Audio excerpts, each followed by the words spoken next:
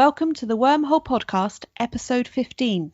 Joining me today is Terri Fleming, author of the lovely and very well done Pride and Prejudice sequel called Perception. Welcome, Terri. Hello, Charlie. How are you? Fine, thank you. Looking forward to this. I'm very much looking forward to it. I think this is going to be a very fun discussion, given what your book does. So we can hear in your accent there, I'm going to say you live in England, but you were born in Tasmania, Australia, and worked as a copy editor. Can you tell us more? That's right. Yes, I was born on the island of Tasmania, which is a state of Australia, in Hobart, the capital. I was actually a copywriter rather than a copy editor. I think it would have been very helpful being a copy editor. And in fact, I became a copywriter with the leading advertising agency there, because I didn't become a journalist, and that was due to the main connecting bridge in the city being knocked down by a drunken sea captain and preventing everybody from crossing the river. I did see that. I saw a ship had broken the bridge or something. I was like, how on earth, Well, that's right. Literally the city is almost in two halves, and the oldest part of the city, and therefore the business district, was on the other side. And so to be a cub reporter in those days, one had to do the night shift, and there was no chance of getting across the river to do the night shift at night. That sort of snookered my chances of becoming a journalist. I became a copywriter a little later on, and that proved to be an excellent background for writing a novel. Mm-hmm. Yes, sorry, I did write copy editor. I read it wrong. So obviously you say you didn't become a journalist. Have you been able to write articles regardless since that time?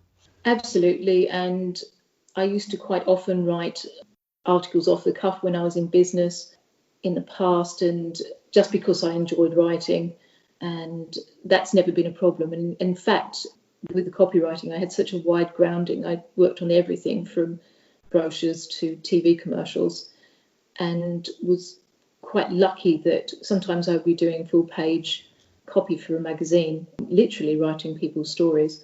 So it was a lucky grounding, really. And of course, it taught me to edit. Your book is well edited, so it's not a surprise in a way. So talking of your book, Perception imagines a suitably Austen-esque future for Mary and Kitty Bennet, remaining at home following the marriages of Jane, Lizzie and Lydia. Mary isn't particularly expected to find someone, whilst Kitty wants to, but they are very likely to both meet their perfect match. The novel is sufficiently bookish and fully captures the essence of Austen's work. It's fun, it's light, and ultimately rather moving. So, Terri, it may be an obvious question, but why Pride and Prejudice? Pride and Prejudice is my favourite novel, I think, and it's the one novel I allow myself to reread every 10 years. It's the great comfort read in a way for me, and I have recently sneaked in Persuasion as well. You said it's your favourite novel, you think, and I'm thinking I think it has to be. Well, exactly. I mean, picking your favourite novel is probably like picking your favourite child. How do you do that? But there are so many wonderful, wonderful reads out there. But it's the one book I always come back to. It's just, it has everything in a novel, I think. Yeah, no, I have to completely agree with you there. I'm actually due a reread myself, and I keep putting it off, but I probably will get to it having read your book again. Thank you. Who are your other favourite authors, both classical and modern? Well, I have very Catholic tastes in reading. In historical terms, I think there's an absolute wealth of writers who make genuine history accessible in a story. People like Hilary Mantel, of course, Philippa Gregory. But then you get time slip authors such as one of your interviewees, Nicola Cornick. And then when you come to contemporary, I mean, where do you start? Kate Atkinson, Anne Patchett, my friend Shelley Harris, and so many of my friends in the RNA write wonderful novels. It's so difficult to pick one over another. You mentioned the RNA there. It's the Romantic Novelists Association. How long have you been a member? I joined in, I think, 2014, very much encouraged by 3 writer friends of mine who were all members, and saying you must join something. You've written this novel, now you need to go and join something. And this is what we suggest you do. Join the Romantic Novelists Association or the Historical Novelists Association, I decided one was a good starting place, and I'm glad I joined. There's the most amazing cabal of people, and they write romance. Seems like just a very small term to cover all the different arenas that these people write about. It really ranges from crime through to erotica, through to comedy, you name it, it's all there. So they're just all so fascinating. If anyone has heard about the RNA and it piques your interest, do have a look at their website. I'll note it down. So back to your book, because that is the reason for talking. Were your initial thoughts as to where your version of Mary and Kitty would end up, was that different to how the story ultimately played out? Certainly in the case of Kitty, because originally Kitty wasn't really in my thoughts. My original idea concerned Mary, and I just literally had this idea and started writing it, never intending it to be a book. I'll tell you the story. I was looking through Writer magazine, looking at the competitions which close quite regularly every month, and one of them was a competition to write about any character from Austen, but it was closing in 2 days, so I knew that I wouldn't be writing about it. In fact, I never entered any of these competitions. I just kept thinking I would. And I thought, that'd be interesting. Who would you write about? And then I started thinking, well, you'd have to write about a character who was somewhat negative so that you could change them, turn them to account, make the whole thing more interesting. Thinking short story. And then it just came to me in a flash, because obviously Pride and Prejudice is my favourite novel. Mary Bennet. She's the perfect negative character. And she was quite young. And we're talking about someone who, in the course of the novel, was about 18 years old. So young people have plenty of opportunities to develop. And I felt that Mary actually deserved a chance to develop. So having this sort of blinding flash for a short story, I just decided to start writing it. And wrote and wrote and wrote. And before I knew it, it was obviously much longer than a short story. And it was becoming something bigger. And I thought, maybe I've got a novella here. Who knows? And didn't really think I could actually write that much. But I needed to get the story out. And as things developed, I then found I had to have Kitty in the story in a much bigger way. And actually, Kitty's story started to come to me as well. So Kitty's story was very much almost, I suppose you've had people say that they're pansters as writers, and in some ways Kitty's story is a panster story, that it's made up on the hoof, and it dovetails with Mary's story. But Mary's story ended up largely how I had it in mind for her, except that there was a little twist that came at the end that I didn't know was going to happen, and did. That is very fascinating, because there's a question that I had in mind and I didn't know whether to ask it or not, and I wasn't sure. But I'm going to ask it because you said something there that makes it work. You've got Mary, and you said she's more of a negative character, and of course you bring her fully to life. She completely blossoms in your book. We see her grow, but ultimately also stay true to herself, or I suppose we should say true to what Austen wrote her, as Austen wrote her. Did it take time to get that just right? And did you have any concerns that readers might not take to the changes? That's a very good question. I think I was very, very keen to stay true to Mary and to who she was. And in a way, she, as a character, came to me more and more as the book went on. And I just felt I knew her and what she would do and how she would behave. By still staying true to herself, I felt she was such a moral character that there was no chance she was going to do anything that her morals disagreed with. And I think she says at least once in the book that she, will not dissemble, and, she cannot just pretend to be somebody she is not. And so actually, yes, I think I was terribly careful to stay true to who she was as a person. But who she was as a person and who she was going to develop into, I think, just came in a very natural way as I wrote along, and as events happened to her and she happened to events, you began to feel more and more and more in her head and in her character. And so it was almost at that point difficult to write something that wasn't right about her. And you have a reading that concerns Mary. Shall we have it? Absolutely. So we are looking at Mary, and her services have been offered to assist with the gentleman's recently inherited library. So from that point we will start. Immediately after lunch on Monday, Mary set out for Cuthbert Park. Bluebells peeped beneath low branches, tipped with tender pale green leaves. Lambs frolicked in their creamy coats against a backdrop of grass, seeming to have grown overnight into fat, lush tufts. The sound of axe and saw rhythmically sighed as every spare man attended to the land. Cuthbert Park nestled low into the surrounding parkland like a wide smile. Honest hewn stone, owing nothing to artifice, bounced hundreds of playful shadows onto the shrubs under the windows. The simple beauty of the house from the lime walk so diverted Mary that she failed to hear a horse approaching until the steady snort of its nostrils were within earshot. "Ha! You are come. I feared you had changed your mind." Mr. Montague leapt from his bay, his long legs seeming to make it but a step. He looked suddenly stricken. "You haven't, I hope, changed your mind?" Mary bowed her head demurely. "No, sir. I am not in the habit of changing my mind." "Of course. Your father said that you were unlike other females. Excellent."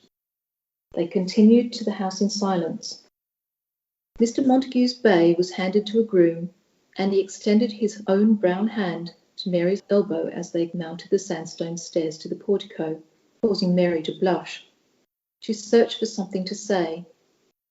"Cuthbert Park is very beautiful, sir. You must be delighted to be at home." He paused, his hand still on her arm. "Somewhat, Miss Bennet.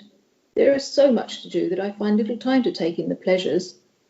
Mary found her eyes to be transfixed on the fingers resting on her arm. She gently detached herself. "That is a great pity. All about us today is alive with beauty, but you have the future in which to savour such delights." "Your thoughts will serve as a reminder to me. It takes but a moment to observe one's surroundings. Such a moment can be of no detriment to urgent purpose." By now they had progressed to the salon, calm after the party, and to Mary's eye more beautiful. Mr. Montague rang the bell. A maid appeared in an instant. "Please tell Mamma that Miss Mary Bennet is with us. We shall take tea with her later. Then ask Peters to join us." The large, heavily glazed room, where supper had been served, lay at the far end of the salon. Mr. Montague headed to the rear corner of the salon, opening a door into a small octagonal anteroom containing a chaise and a screen. From there, a further door led into the library. Tall windows cast light onto the Indian rug. The afternoon sun slanted towards two easy chairs by the fire. A gallery ran from the windows around the remaining walls of the room to a spiral staircase. Books in glazed cabinets crammed every available space. Even the desk between the door and the armchairs provided a surface on which to stack tomes.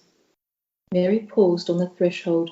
She had seen rooms in great houses with more grandeur, but to her mind this room was the loveliest she had seen. She stepped into the room, allowing her eyes to rove. "This is my favourite room in the house. As a young boy, my visits here were strictly supervised. I cannot quite believe that it is now all mine." They stood as though in silent homage. He gave a deprecating shrug. "It's actually quite a small room, although the gallery certainly helps." "I think it could not be bettered." Mary spoke with determination as she looked up at his pleased countenance. He smiled down at her. "My father thought so too. He loved this room. It is a shame to have to remove some of his books to make way for my own." "I imagine so. Yet perhaps some of the subjects, though not of interest to you, will be prized by others, so it is less a loss than a service." He ushered her to a fireside chair, which rather dwarfed someone of her small stature. "Miss Bennet, you talk much good sense. Remind me to ask you for your advice in future." I know it's completely out the scope of the novel, but reading that the first time, rereading it, I would love to just had many scenes of them discussing books. I know how you feel. So we've been introduced to Mr. Montague there, and I'm going to have to ask about the gentleman in the book. How did you go about their creation? Mr. Montague had to be different to your common or garden gentleman. I think he had to have some feeling for books to be Mary's equal and to be someone who would be of interest to her. He had to be rich because that's how this works. You know, you can't have Austen without having a rich bachelor. But he had to be a little bit different. He couldn't be just ordinary. He had to be somebody that not necessarily all the girls would be interested in, other than perhaps for his money, as many young women were forced to be in those days. So I had to make him physically a little different, as well as being interested in books and other things as well that might interest Mary. And I couldn't help noticing you said about the need to have him having a bit of money. And it's made me think back to the way that you've incorporated the first line of Pride and Prejudice into the book. And you've obviously got the use of prejudice, and you've got Sense and Sensibility there as well, which I really liked. The little nods there, all the little Easter eggs, I suppose. The first line was the hardest line of all to write. I had one, I can't even remember what it was now. And when I finally sort of got in contact with an agent, she said, you will need to change that and I'll happily work on it with you. And there was much toing and froing over the whole thing. I was a bit shy at first of referencing Pride and Prejudice in the beginning line because it's such a famous line. But in a way, it's almost the thing that settles you into the novel, and you think, yes, and you sort of snuggle down in your chair and start reading, I think, because you sort of know where you are with that line. It tells you everything about what's to come afterwards, doesn't it? Mm-hmm. It's a brilliant line, yes. So, going back to the general nature of the book, was there anything difficult about using Pride and Prejudice as a base? You do ask good questions, Charlie. What's difficult? So, one of the things about Pride and Prejudice, of course, is that the setting, if you like, is fictional. Or if it's not fictional, Jane Austen never reveals where she actually has set the book. So you actually can't really research. Now, later on, I wrote a link novel and I grounded that in real places. So there was a huge amount of research for that novel because I was looking at real places. So in a way, you can't research anything. Everything has to come from within and what you recall from the original novel. And I should say to you at this point that I ran shy of rereading it. Being a debut novelist at that point, I had this sort of fear that I might just start writing exactly like Jane Austen or something and copying in a bizarre way. So I didn't let myself reread the novel. I just let myself read a little way into it to make sure I was accurate on people's names and physical descriptions. And then I shut the novel again. That, of course, is absolute nonsense because there's no way you can write like anybody but yourself. And that's something I learned. But I was so afraid of sort of running over things that I let myself read it all later. And actually, it was accurate. And the only other big concern, of course, is the fact that you've written a book that dares to follow after Jane Austen. What an extraordinary cheek that is. So I was actually quite afraid of all of that when it transpired that it was actually going to become a novel and that everybody insisted I must do something with it. Well, I think Austen would be happy with it. Well, I mean, I don't know Austen, but, you know, your prose is a big part of what makes it so good, really. So that it's interesting because I didn't actually have a question on it exactly, but I was wondering when I read it, you know, was there an amount of time you set aside to kind of looking at how she wrote, or was it indeed your own language sort of thing? I'm kind of glad that you've said what you did there, and I'm glad I asked that other question. Well, thank you. It's straight from the heart, and I have to say, it almost fell out of me, this book. I just couldn't stop writing it. I couldn't put it down. I never stopped smiling, and when I wrote for a very long time, I'd actually end up with an aching face because I was smiling so much while I wrote it. It was just the happiest, easiest book to write in a weird way. The language does seem to come to me in a very natural way, and that can only be perhaps my misspent childhood. That's what I can think, or young adulthood. But I just find the language comes, and the characters, of course, do tell you who they are and how they speak. So you've got a reading that is focused on Kitty. I have indeed. This one's a little shorter, and the whole Bennet family have been to Mr Montagu's house at Cuthbert Park to a picnic, and Mrs Bennet and Kitty are now discussing that. Who would have thought it, Kitty? 2 eligible young gentlemen at the picnic. We must make plans. Mrs Bennet dawdled along the path to Meryton, forcing Kitty to slow her pace. It was rare for Mrs Bennet to walk so far, but the gig having been pressed into service on the home farm, and the coach too grand an equipage for a simple shopping foray, saw the pair on their way together. I should like to have become better acquainted with Mr Dalrymple, mamma. He is quite different to the young men we know. Mrs Bennet halted and fished for her fan, which he proceeded to ply with rapidity. Slow down, Kitty. You girls gallop around the countryside like horses. It is most unladylike. The wonder is that Jane and Lizzie managed to find husbands at all, wandering about as they did. If it weren't for me, I'm walking as slow as I can, mamma. Well, as I said, we must make plans. We have not found reasons to visit Cuthbert Park. Mr Montague is not beyond the reach of other young ladies, however tall he is. She stopped to laugh at her own joke. Kitty contributed a weak smile. Mr Montague is very nice, mamma, but you must admit he does not possess Mr Dalrymple's air. True, my dear, but he is wealthy, and wealth, you know, is a very attractive quality in a man. Kitty decided to change the course of the conversation. I thought Mr Dalrymple showed to advantage next to the other gentlemen at the picnic. Did you see how his high point collar was tied to perfection?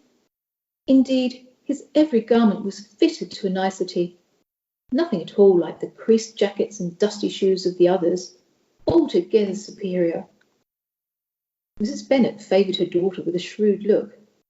He was very modern, and his manners were just as they ought to be. You are like me in noticing the finer touches in a person. We must make shift to know him better. I saw him looking at Maria Lucas when we were dining. Kitty turned to her mother with a frown. Maria? Surely not. I have to admit, Kitty, Maria's hair does attract attention. Not that she is as pretty as you, my love. Those freckles make one shudder. Maria is a good companion, mamma, but I cannot think she would entertain someone like Mr Dalrymple for long. He has studied the law. I wonder if I am clever enough for him. Clever? What has clever to do with anything, pray? Have I taught you nothing? Why do none of my daughters attend me? Men don't care for clever women, I tell you. Mrs Bennet stopped again and fanned herself in agitation. Never mind Lizzie's fine looks. Do you think she would have been so easily married with her clever tongue if Darcy hadn't been such a queer bird and actually liked such behaviour? Look at Mary with her dull books and sharp tongue. What do you suppose will become of her? She snapped her fan shut and marched forward. Do not trouble me with your clever, Kitty Bennet. I know better. Meryton was now in sight. Kitty trailed her mother, tossing the homily in her thoughts. Of the 2 gentlemen, Mr Dalrymple was more to her taste. He seemed inclined to flirt, and his manners were easy. Perhaps gentlemen wanted soothing or amusing wives, because they were busy being clever during the day. She was sure that Lizzie and Mary would think that gentlemen valued cleverness, but Jane would say thoughtfulness and good manners mattered most. Kitty smiled to herself. Lydia would say nothing mattered beyond larks. Mr Montague was a scholar, and therefore clever, but he was also wealthy, and pleasant enough, if not dashing. Could she come to love such a man? What was the best part of writing Kitty's story? I think discovering another character. You know, I had Mary sort of trapped in my head, and I was in love with the whole thing. And then I very quickly realised Kitty needed to be a bigger part of it. And then, you know, developing the relationship between the sisters and having them both grow up, if you like, through it, and finding new challenges for Kitty, because Kitty had been so easily influenced in the past by Lydia, who was her younger sister. And she really needed to develop her own personality, and she had no great sort of thoughts or calling or interest in anything. And so finding things that made Kitty stand out as a person in her own right, finding her talents and finding her kindness, I think, as well. They were quite interesting. And again, the more I got to know her, the more I realised how she might develop and become as a grown-up person. And that was lovely. Well, I did wonder when I was reading it, I thought, yeah, there's more Mary here. You know, I think maybe she's the genesis of the story. But then I was reading Kitty and I thought, no, actually, no, it's both of them. So, you know, it comes across that they've always been in there together, which is lovely. I think one of the things that also occurred to me quite early on, Pride and Prejudice ended with effectively three sisters married and never a dicky bird after that about what happened to the two other sisters. And so you're thinking, what would have happened to them? These girls had very little money, so they had no dowry to put forward. They lived in a small place. They were not going to be introduced to people very often, although Kitty, perhaps more than Mary, would have been invited by her sisters and presented in front of other young men. What was their lot going to be? Were they going to be stuck at home with their parents and become old maids, which in those days was a death knell? Today, we might actually be quite pleased to be left on our own. But in those days, it was social death. You say about we don't know, and it's a normal thing for us not to know about how characters necessarily turn out in authors' works in general.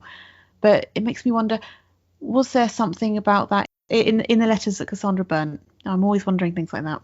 So when you were doing research and when you were writing your book, did you find out anything about Pride and Prejudice that readers may not know? The answer is probably no, because there is so much information out there. I did take careful note, obviously, of people's names. I was forensic about, any physical description. And I think the one thing I took away from it that I hadn't thought about before, and I have to say, from any academics or any other writers, I've never come across this before. People never mention the fact that I think Austen's great strength was that she did very little physical description of people. And because of that, your Lizzie Bennet is personal to you, just as my Lizzie Bennet is personal to me. We all know that she has a pair of fine eyes and that she has darker hair than the angelic Jane. But that's really all we know, other than what Lizzie herself tells us or Lizzie's actions tell us. And that's quite unusual in books. People usually put a lot of physical description in, and I actually had to walk a very careful line working with modern day editors, because they're used to taking the modern reader into account, and modern readers are used to reading plenty of physical description of people, as well as obviously finding out about character. So that's, I think, the thing I discovered more than anything else about Pride and Prejudice in particular. But definitely that's the case, I think, in the other novels to some extent as well, that we don't know a lot about the physical in these people. So they become ours because we use our imaginations. You've given me a lot to think about. I'm going to have to think about that. I'm thinking, how did Charlotte Bronte do it? I thought, well, we've got the plain Jane Eyre, and she obviously talks about her looks a little bit more. Yes. So I'm going to have to think about that. So we got an idea of your Mrs. Bennet in the reading we've just had. And of course, in our modern day times now, there is a lot of discussion about Mr. Bennet and Mrs. Bennet. Was Mrs. Bennet too much for Mr. Bennet and drove him a bit doolally, or was Mr. Bennet cruel? What is your opinion on that? My opinion is they were a classic mismatch marriage. So Mrs. Bennet had obviously been a very pretty girl, and she had taken the eye of a man who was obviously a good catch, and he had obviously been caught by a pretty face, if you like. Now that sounds a little harsh, but they were in character quite mismatched. That doesn't mean that Mr. Bennet was all good and Mrs. Bennet was all bad. Mrs. Bennet was making it her mission to see her daughters married, because that's what a mother needed to do in those times, for all her sort of strange and wonderful ways of going about it. Mr. Bennet in Pride and Prejudice actually maligns himself in the end, because he's been rather a lazy man in the sense that he's happily retreated to his library. He's only bothered to educate his elder two daughters to any decent standard. He's left Mary pretty much to her own education, and the last two he's given up the ghost entirely and not bothered at all and not applied himself. And obviously Mrs. Bennet wasn't really capable of educating them in any way other than the obvious ways of womanhood. So I think he uses her for his own amusement, but she doesn't always realise that, so that's actually fine.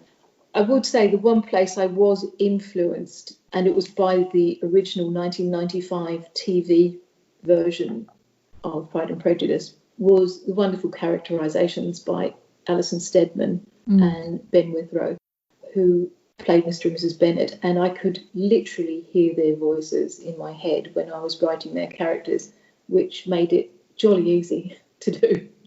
I could imagine what he would be likely to say to her, and I could imagine what she would be likely to say and do. So that made it quite easy to do. Well, it's one of the things that I really appreciated from the start, reading your scenes with the couple and thinking, yeah, you know, she's going with what Austen has written. But then as you carry on, you do really make the reader question the whole idea of the mismatch, or if Mr. Bennet's not very nice, if Mrs. Bennet's causing issues, you know. It does become a really strong element of your book, which I loved.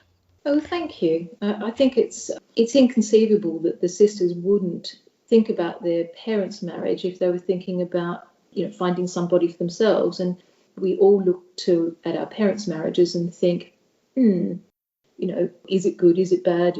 Is that what I want for myself? And so as the sisters become a little closer together, I think it's inevitable they're going to discuss their parents' marriage and what they want for themselves. And I think that was the way into exploring that concept, if you like, of is Mr. Bennet much put upon, and is Mrs. Bennet an absolute terror, and so forth. So a slight diversion, I suppose. Mary's employment, as we've heard in the book, is cataloguing friends' libraries. And I am saying friends because there is more than one. How do you order your own shelves? Oh, good question. Well, I have another half, so we have to sort of order them together, which is quite fun. And I remember when we moved back into our house after having some work done, we went through all our books and decided which we were going to part with to the charity shop and so forth, because there were just too many. And we put off putting the books up onto the library shelves for ages because it's going to be a massive argument. And we don't normally argue about anything. As it happened, we had a lot of laughs about some of my books are ordered according to how high I can reach, because I'm not terribly tall, it has to be said. I can be quite sort of strict about how things, and you know, I've been known to organise them by colour, I've been known to organise them by all sorts of different things, but I think these days I've just settled down into by type or by genre. You said the word library there. Do you have a room of books? That sounds very grand, doesn't it? No, we don't. We have a very nice living room, and there's a whole sort of long and then inset corner, and we had shelves built floor to ceiling. So if you're facing one way, it definitely looks like a library. That sounds absolutely idyllic. It's lovely. So perception has set the bar very high. What's next? Well, I have been actually sort of putting my head down a bit in the last couple of years, and I'm really under quite a lot of pressure to actually just start submitting things again. But the first thing I did was write a novel called Sylvia, and you will recall there's a character called Sylvia in the book. And this is Sylvia's story. So it's a linked novel. Mary and Kitty both play cameo roles in the book, and Sylvia, who is a wealthier person and therefore is able to be about in the world a good deal more, does actually go to lots of different places in this novel, and hence what I was saying earlier about research then has to get really quite particular, because Sylvia is in London, she is in Brighton, she's in all sorts of places, she goes to Tunbridge Wells. When she's in those places, I actually have to be absolutely accurate about the streets and the places that she's in and what was in those streets in those years. So it's really a lot more technical in terms of research. She's a stronger, if you like, a more alpha female. Probably stronger is the wrong word, but a more alpha female, a wealthier female, and can move in different circles. And so in some ways, because she moves about quite a bit, it's somewhere bridging, I think, between Jane Austen and Georgette Heyer in terms of how it might feel as a book, as a novel. That cab needs to come off the rank, and I need to go and get someone to publish that.